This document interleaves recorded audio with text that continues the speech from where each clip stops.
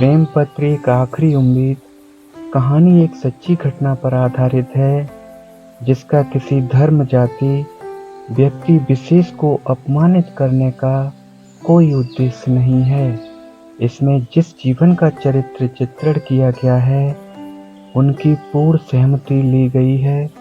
किसी और व्यक्ति के जीवन की घटना से इसकी समानता होती है, तो वह सिर्फ संयोग मात्र होगी।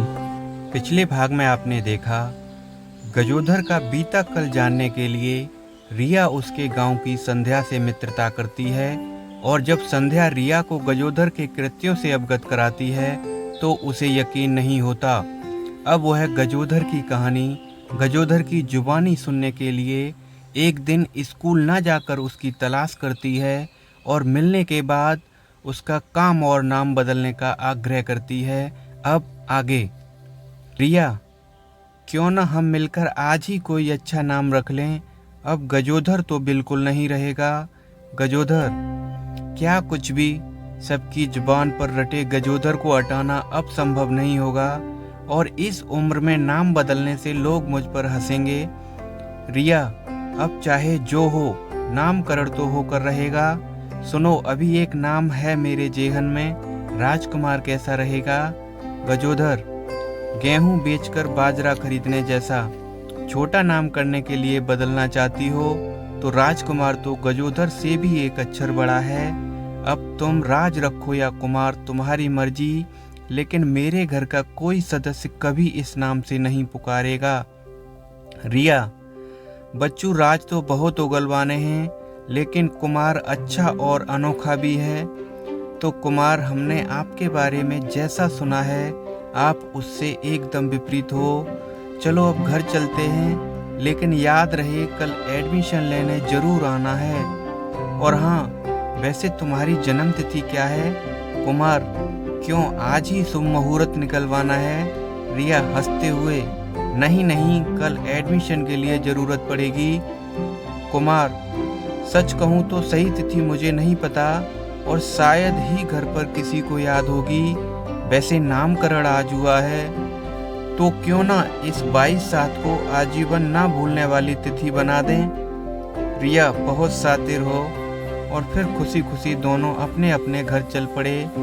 नए नाम के साथ घर पहुंचते ही कुमार ने अपनी पढ़ाई फिर से शुरू करने के लिए कहा, तो परिजनों का खुशी का ठिकाना नहीं था।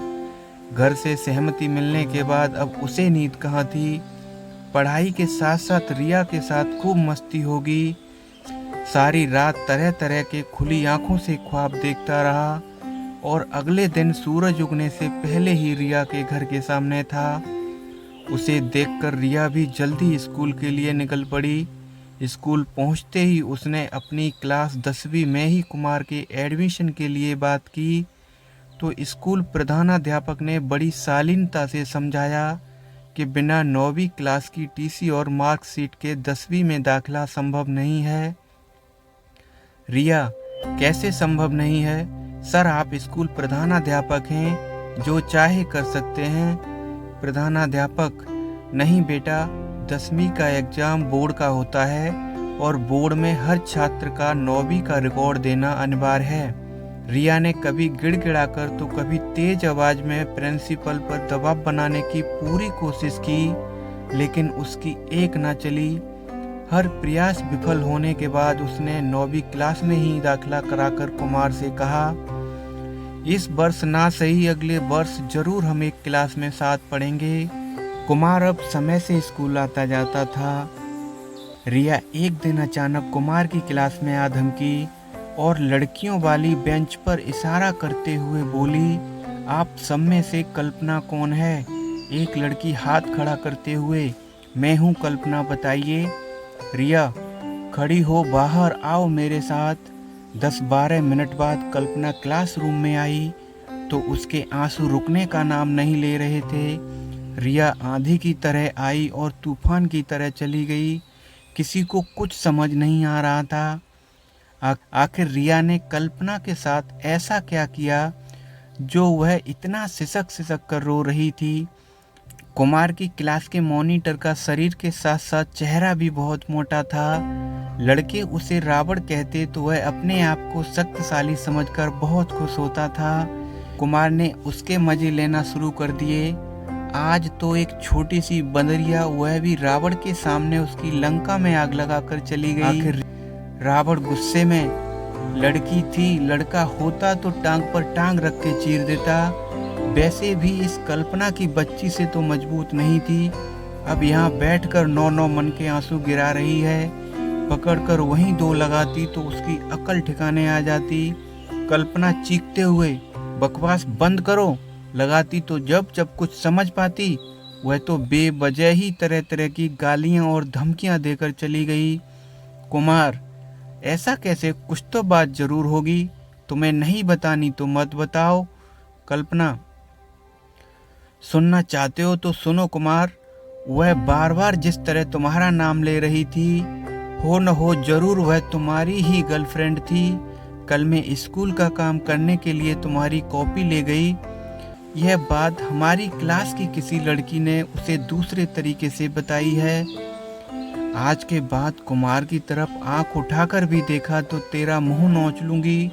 औकात में रह, खाल से बाहर निकलने की कोशिश मत कर, नहीं तो मार मार कर दीवार से चिपका दूंगी। पल भर में पता नहीं क्या क्या बकवास करके गई है। कुमार, सब समझकर भी ना समझ बनकर, कल्पना, काश ये लड़की मेरी गर्लफ्रेंड होती। मैं तो हर रोज एक रावण की लंका जलाकर गर्मी में भी गर्म पानी करके नहाता। कुमार के इस मजाकिया अंदाज और रावण की खिल्ली पर पूरी क्लास जोर जोर से हंसने लगी। रिया और कुमार स्कूल की छुट्टी के बाद हर रोज पुराने मंदिर के पीछे मिलते थे। स्कूल की छुट्टी का समय नजदीक आता देख कुमार की हवाइयाँ उड़ रही थीं। पता नहीं आज रिया नामक तूफान किस तरह स्वागत करेगा, लेकिन जितना डर था उतना कुछ हुआ नहीं। कुमार के सामने आते ही मुस्कुराने लगी और अपनी पीठ थपथपाते हुए बोली, देखा रिया का जलवा, गलती से भी किसी लड़की पर नजर मत डालना, स्कूल से तुम्हारे घर तक पीछा नहीं छोड़ूंगी। कुमार, क्यों बेवजह कल्पना को इतना हड़का दिया? बेचारी बहुत मोटे मोटे आंसुओं से रो रही थी। रिया, रिया, अच्छा बच्चू, उसके रोने से तुम्हें क्यों दर्द हो रहा है? अगर दाल में कुछ काला है तो अभी बता दो, किसी और के माध्यम से पता लगा तो खून के आंसुओं से रुलाऊंगी। कैसी बात कर रही हो रिया? अब तुम में नहीं धड़कता मेरा जिया। वैसे तो तुम्हारे एक लम्हे पर भी मेरा हक नहीं, न जाने तुम किस हक से मेरे हर लम्हे में शामिल हो रही हो। यह जानते हुए कि हम कभी एक नहीं हो सकते, फिर भी तुम्हें खोने का डर अब हर समय सताता है। रिया, ज्यादा जज्बाती मत बनो, अभी बस पढ़ाई पर ध्यान दो। एक ना भी हुए तो क्या, आजीवन अच्छे दोस्त बनकर ऐसी मिसाल पेश करेंगे कि दुनिया याद करेगी। कुमार, तुम जो हम हो चुकी हो, क्या कभी मेरा सामना होने पर खुद मेरे प्यार को दोस्ती तक रख पाओगी? नहीं रिया, अब अपनी आंखों में तुम्हारी एक रात भी अंधेरी नहीं कर पाऊंगा। जिस चेहरे के लिए सपने देखे हैं, उसे किसी और का होते देखने की शक्ति मुझ में नहीं है। यह फैसला तुम्हारा तुमको मुबारक, लेकिन मैं दूर रहकर भी हमेशा तुमसे इश्क लड़ाऊंगा। रिया, तुतलाते हुए, अले अले मेले बाबू को बुला लग गया, तो ही बात नहीं, दोस्त बनकर नातई तो दुश्मन बनकर रह लेंगे। अपने जज्बातों की इस तरह मजाक बनता देख कुमार गंभीर हो गया।